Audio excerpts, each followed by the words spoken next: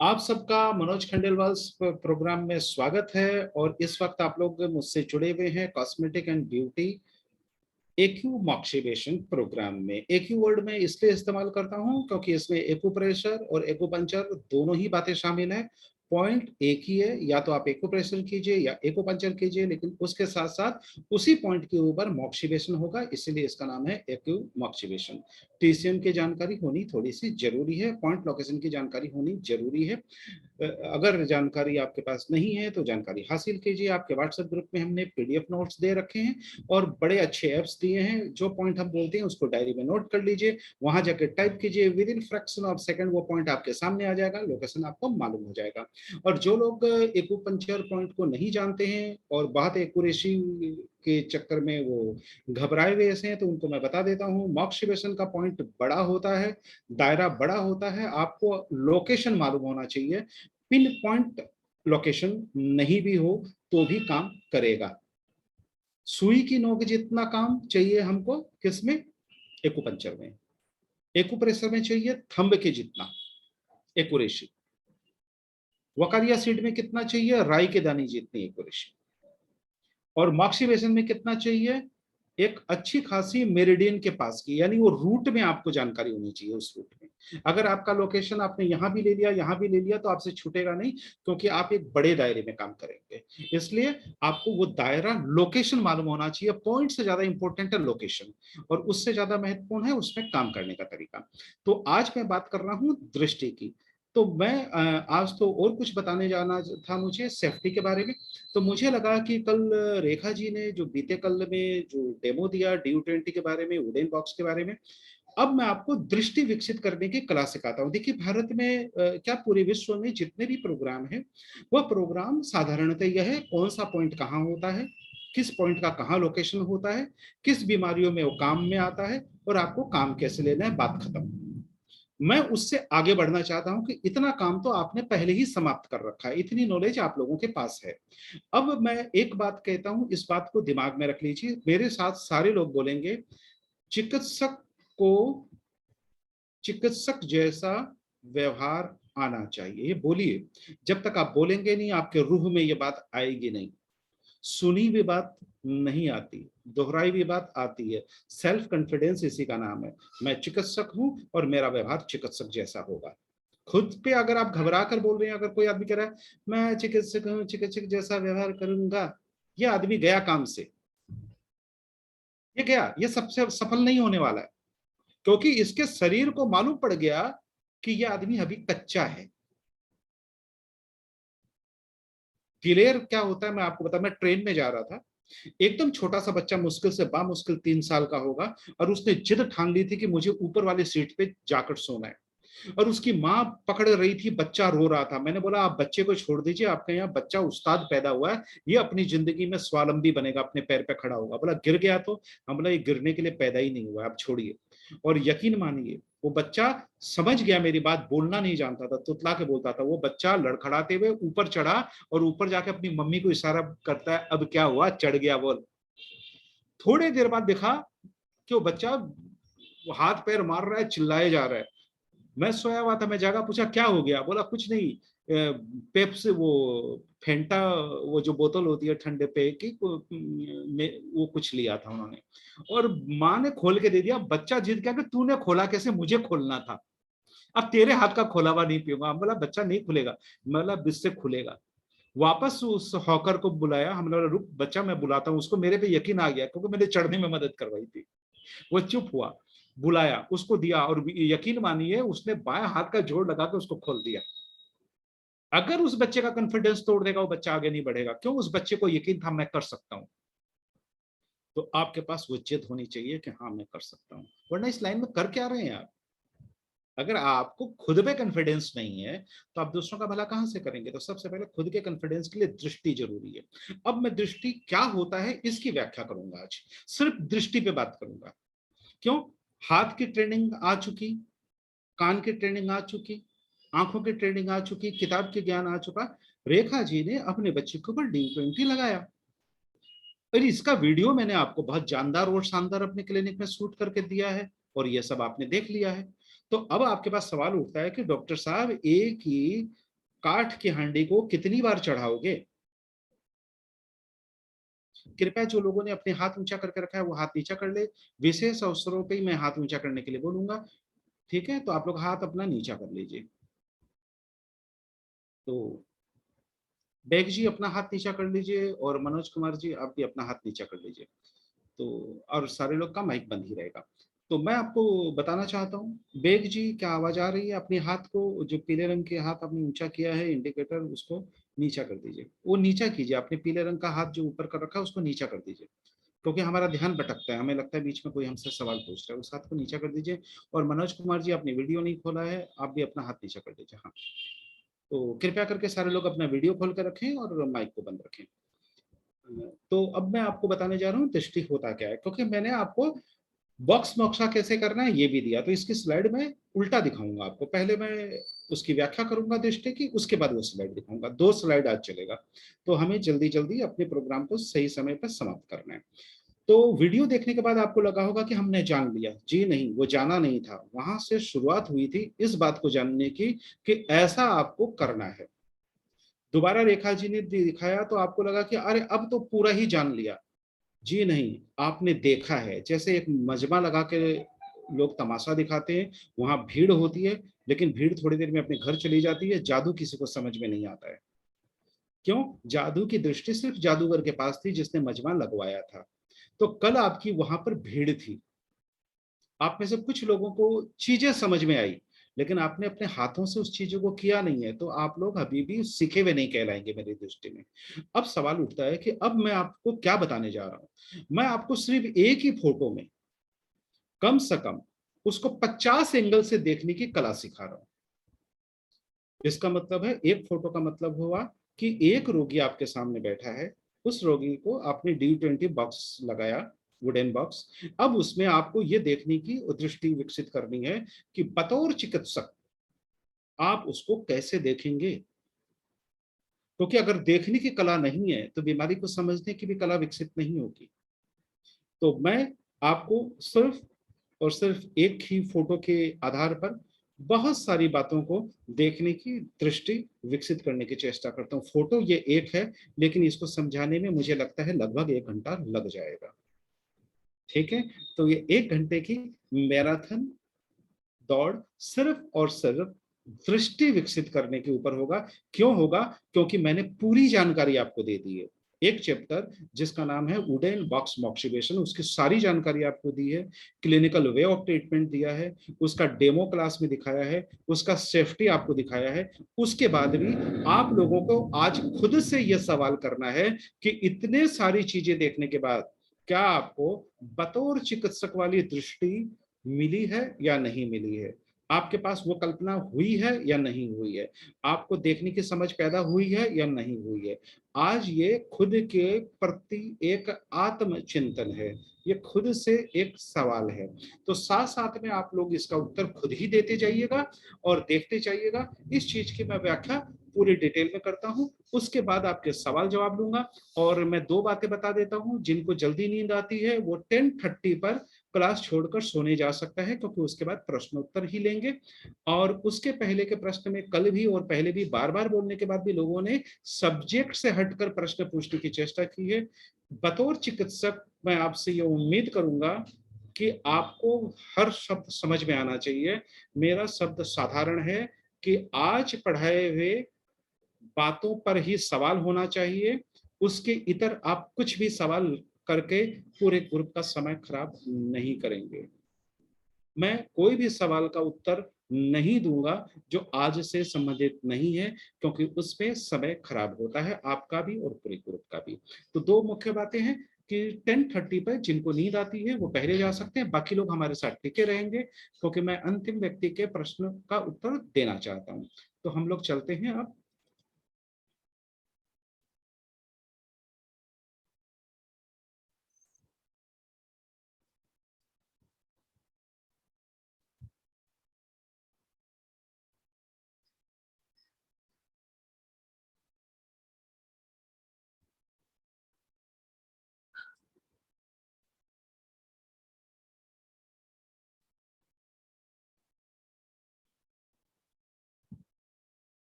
आप लोग देख रहे हैं Manoj Khandelwal arthritic pain care and acu training program के एक्यूप्रेशर, एक्यूपंक्चर और मॉक्सिबेशन प्रोग्राम को। और इसमें हम लोग इस वक्त जुड़े हुए हैं मॉक्सिबेशन के ऑनलाइन प्रोग्राम में। और यह प्रोग्राम आप लोग देख रहे हैं cosmetic and beauty acu moxibustion program के अंतर्गत। इसमें हमने आपको DU20 और वुडन बॉक्स मॉक्सिबेशन के मार्फत एक काम करने के शैली के बारे में बताया था, एक टेक्निक के बारे में बताया था। आज हम आत्मचिंतन करेंगे कि क्या हमको इसे सही ढंग से देखने की कला हमें विकसित हुई है या नहीं हुई है। मैं धन्यवाद देता हूं नीलम पी जैन दोषी का, जो महाराष्ट्र के मुंबई से है। उन्होंने एक प्रैक्टिकल कर कर मुझे एक फोटो भेजा। उस फोटो के बारे में हम चर्चा करेंगे। यहाँ पर आपको दो चीजें दिखाई दे रही होगी। एक जो है वह है, एक मिनट होल्ड कीजिए, मैं थोड़ा सा इसका मार्कर ले लेता हूँ, फिर हम लोग और बातें करेंगे। हाँ, इस तरफ आपको दिखाई दे रहा है कि वुडन बॉक्स मॉक्सिबेशन कैसे किया जाता है, जिसके बारे में हमने आपको कल जानकारी दी थी। रेखा जी ने भी अपने बच्चे के ऊपर ये चीज को दोहराया था। इसके दो सेफ्टी हमने आपको बताया था। पहला सेफ्टी था कि यहाँ पर आपको एक स्प्रे बोतल से कैसे यहाँ पर ब्लिस्टर ऑफ वाटर का छिड़काव करना है। और दूसरा बताया था कि किसी भी प्रकार के कॉटन के कपड़े को रखकर या रुमाल को रखकर कैसे इस्तेमाल करना है। दो मुख्य बात थी जो वीडियो से इतर थी। और यहाँ पर नीलम पी जोशी ने अपने एक रोगी को क्लिनिकल माहौल में काम करते हुए हमें एक छोटा सा वीडियो और एक फोटो भेजा है। उस फोटो के बारे में हम थोड़ा सा जानकारी लेते हैं। सबसे पहले मैं आपको DU20 के लोकेशन के बारे में बता देता हूं। बड़ा आसान सा है, अपने दोनों कानों को थोड़ा सा टेढ़ा कीजिएगा, नाक की सीध में पीछे की तरफ जाइए और टेढ़े कान के से ऊपर की तरफ जाइए। और दोनों की मीटिंग पॉइंट पर यह पॉइंट होता है, जब आप कान को टेढ़ा करेंगे तो ये सीधा इधर जाइएगा, नाक की सीध में आइएगा, यहाँ पर ये मीटिंग पॉइंट होता है। आपको लोकेशन पता होना चाहिए। प्राय फोटो में यहाँ पर ऐसा दिखता है, ये दिखता बीच में है लेकिन ये बीच में नहीं होता है। जब कान को फोल्ड करेंगे तो कान के फोल्ड की दिशा में ये होगा, ये थोड़ा सा उल्टा होता है। तो ये बात को आप ध्यान रखिएगा कि इसका लोकेशन कहाँ है।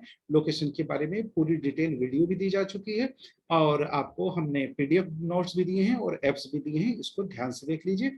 और इसके बारे में हमने आपको दो मुख्य बात बताई थी कि वुडन बॉक्स में जो स्पेस होता है वो कैसा होता है। इसके बारे में हम बाद में और डिटेल में जानकारी लेंगे। फिलहाल हम दृष्टि के बारे में जानकारी ले रहे हैं, तो हम इसको दो कड़ियों में बात करेंगे। पहली कड़ी में हम बात करेंगे कि दृष्टि कैसे विकसित होगी, उसके बाद हम बात करेंगे कि इसके मल्टीपल यूजेस क्या हैं।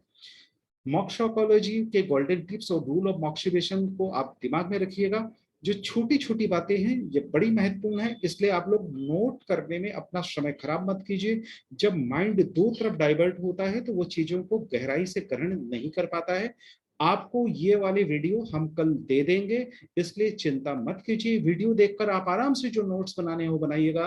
बेहतर होता है कान बंद कीजिएगा, ईयरफोन लगाइएगा, हेडफोन लगाइएगा और आंख बंद करके सारी बातों को अगर आप ध्यान से दोबारा सुन लेंगे तो वो आपके जीवन का हिस्सा बन जाएगा।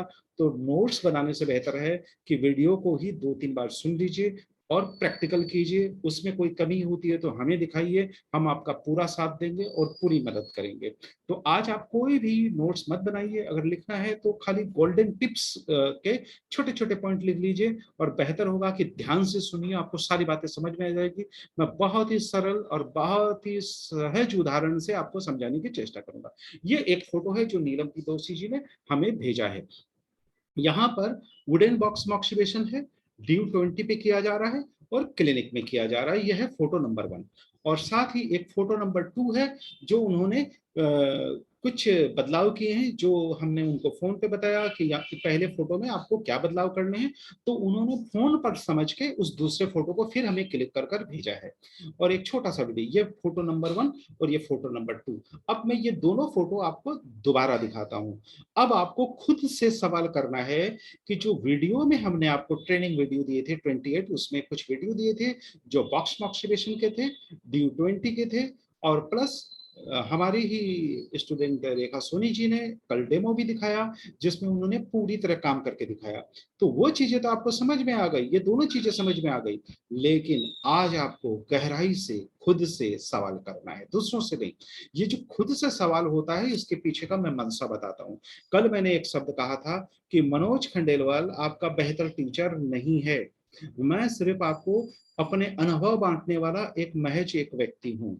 आपको सबसे बेहतर जो शिक्षा देगा उस गुरु का नाम है आपका रोगी। बिना रोगी के कोई भी चिकित्सक बेहतरीन चिकित्सक नहीं बन पाएगा। जिंदगी भर उसको उसके रोगी से सीखना है। रोगी से कैसे सीखना है, इस सफरनामे की शुरुआती गाड़ी में मैं आपको बैठा रहा हूं। उसके बाद से मंजिलें बढ़ती जाएगी, रोगी आपकी जीवन में आते जाएंगे और आप सफल होते जाएंगे। इसलिए आपको क्या करना है, दोनों फोटो को दोबारा देखिए। ये पहली फोटो है जब वो चिकित्सा ले रही थी, ये कुछ मैंने बदलाव किए हैं जिसमें वह वापस चिकित्सा वाले दौरान ही कुछ परिवर्तन किया है। तो अब आपको सवाल उठता है कि क्या इसमें आपने कितनी चीजें नोट की है। पहले फोटो, ये दूसरी फोटो, पहली फोटो और ये दूसरी फोटो।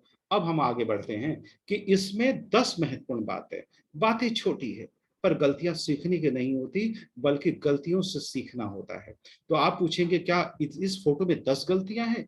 मैं तो कहता हूं कि अगर मुझे मौका मिले तो मैं इसमें 50 गलतियां ढूंढ सकता हूं, लेकिन मेरा काम गलतियां ढूंढना नहीं है। मेरा काम है कि हर छोटी चीज से आपको वह चीज देना, जैसे कि हर बीज से एक वृक्ष तैयार होता है। मैं छोटे छोटे 10 बीज देना चाहता हूं आपको। इस 10 बीज को आप गमले में उगाएंगे, खेत में उगाएंगे, या आप पर निर्भर करता है। गमले में उगाएंगे तो छोटा पौधा बनेगा, खेत में उगाएंगे तो ये बड़ा पौधा बनेगा। मैं सिर्फ बीज देने वाला हूं, वृक्ष देने वाला नहीं। वृक्ष आपको, पेड़ आपको, ट्री आपको खुद बनाना पड़ेगा। मिट्टी पानी आपको खुद डालना पड़ेगा। तो यहां से खेल शुरू होता है दृष्टि का। मैं विकसित करने लगा हूं दृष्टि। यहाँ पर एक खास बात भी है, और वह खास बात क्या है यह मैं आपको बताना चाहता हूँ। 1 मिनट में थोड़ा सा ये ले लेता हूँ। कुछ लोग बाद में शामिल हो रहे हैं तो थोड़ी सी लगता है दशा कोई काम में है। 1 मिनट के लिए। तो अब आपको पकड़ना है कि इसमें खास बात है, वो खास बात क्या है। तो आप लोगों को मैं फ्रैक्शन ऑफ सेकंड देता हूं, क्योंकि मैंने कहा आपको मिनट भी नहीं मिलेगा, आपको फ्रैक्शन ऑफ सेकंड में सोचना है। और ये 10 बात एक साथ आपके दिमाग में आ जानी चाहिए। वो 10 बात क्या है, हो सकता है 2 बात आपके दिमाग में आई हो सकता है 20 बात दिमाग में आई हो। तो उन सारी बातों को दिमाग में रखिए, लिखिए मत, दिमाग में रखिए और तुलना कीजिए कि जो मैं आगे बताने जा रहा हूं, क्या उस दृष्टि से आपने इस रोगी को देखा? क्या वो बातें महत्वपूर्ण थी? क्या वो गलतियों में शुमार है, या क्या उसे गलतियां मानना चाहिए? क्या उसको क्लिनिकल वे ऑफ ट्रीटमेंट मानना चाहिए? क्या उसको प्रैक्टिकल मानना चाहिए? क्या उसमें बदलाव करने से आपके रोगी को कोई फायदा होने जा रहा है? क्या अगर हम उसमें बदलाव नहीं करते तो क्या रिजल्ट कम हो जाता? क्या वैसा करने से आप एक अच्छे चिकित्सक बन पाएंगे? क्या अगर वो बदलाव नहीं करते तो आपको कोई फर्क पड़ता? हर सवाल के जवाब होने चाहिए। सवाल सिर्फ सवाल नहीं होना चाहिए, गलतियां गलतियां नहीं होनी चाहिए, बल्कि गलतियों से सीखने की आदत होनी चाहिए। तो हम आगे बढ़ते हैं। देखिए, सीधा बैठने के लिए क्लिनिकल रूल्स तो दिख रहे हैं। हाथ में देखिए तकिया है, दोनों पैर भी नीचे हैं, लेकिन यहां पर एक मिस्टेक है। क्यों? क्योंकि रोगी को यहां पर आपको 20 मिनट तक बैठना है। तो अब यहां पर एक सवाल आता है कि हमें रोगी को थोड़ा सीधा बैठाना है। अब यहाँ पर सीधा बैठाने में क्या आप देखेंगे कि रोगी थोड़ा सा झुका हुआ है। अब इस टाइप से अगर रोगी झुक कर बैठा है तो रोगी के मन में एक डर आएगा।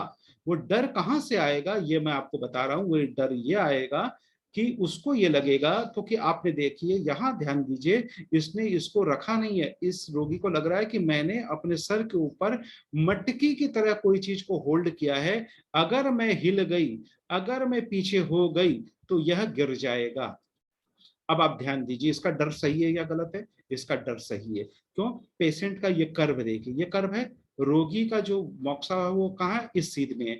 अगर आप रोगी हैं और आपको अगर हम बोल दें कि थोड़ा पीठ सीधा कर लो, जैसी पीठ सीधा करेंगे ये बॉक्स कहाँ चला जाएगा? ये बॉक्स थोड़ा सा कर्व आ जाएगा, यहाँ पर आ जाएगा। और ये डर पेशेंट को लगेगा कि मुझसे बॉक्स गिर जाएगा।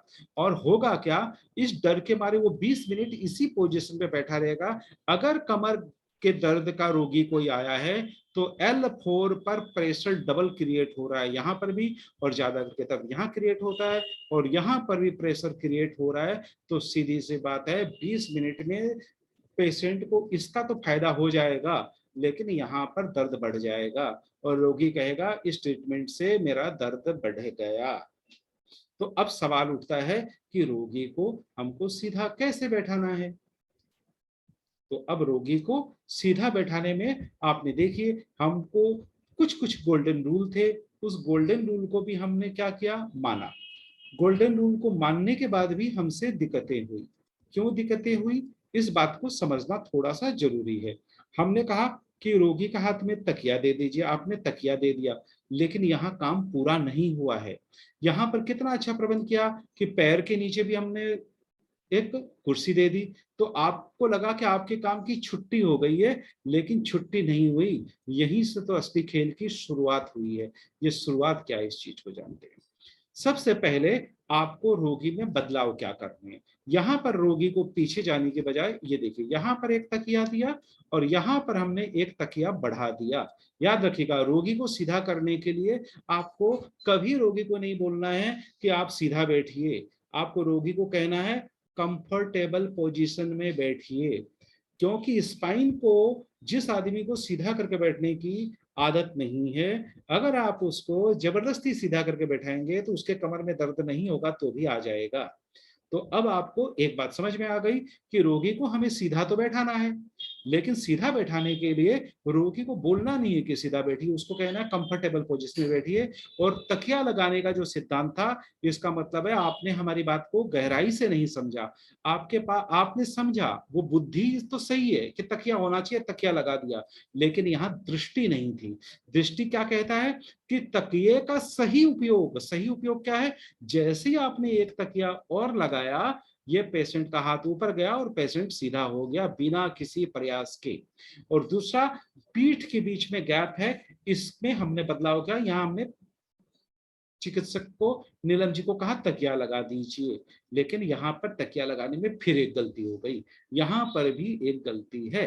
वो गलती क्या है, इस चीज की दृष्टि हमें विकसित करनी है। इस चीज की विकसित कैसे करते हैं, यहां से करते हैं। अब क्या किया हमने, एक तकिया बढ़ा दिया और पैरों को पास कर दिया। हमने दूसरा काम किया। आपने पहली वाली फोटो में क्या किया, वो दृष्टि आपके पास नहीं थी, आपने उस चीज को गहराई से नहीं देखा।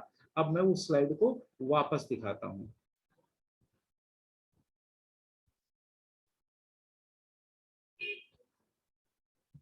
यहाँ हमने पहले आपको कहा कि हमने दो छोटे बदलाव किए। तकिए की बात तो आपने कर ली, दूसरा आपने ये लेग की तरफ ध्यान ही नहीं दिया। अगर यहाँ ध्यान देते तो दूसरा बदलाव आपको तुरंत समझ में आ जाता। अब यहाँ पैर देखिए और यहाँ पैर देखिए, यह दूसरा बदलाव है। ये तकिए वाला बदलाव ये एक ही है, ये दो बदलाव नहीं है, पीछे देना आगे देना। बात तकिए की है, तो ये पहला बदलाव है और ये दूसरा बदलाव है। तो ये बदलाव क्या है, इसको भी थोड़ा सा समझते हैं।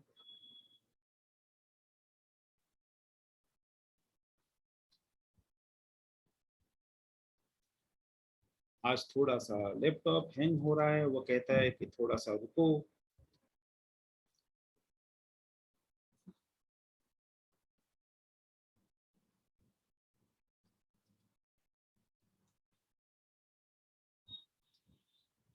मैं उस स्लाइड को वापस ले रहा हूँ।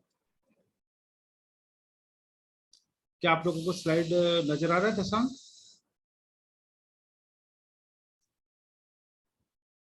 दशांक, क्या स्लाइड नजर आ रहे हैं? Yes sir. हाँ, तो मुझे जवाब हाथ मत दिया करो, बहुत टाइम खराब हो जाता है इसमें।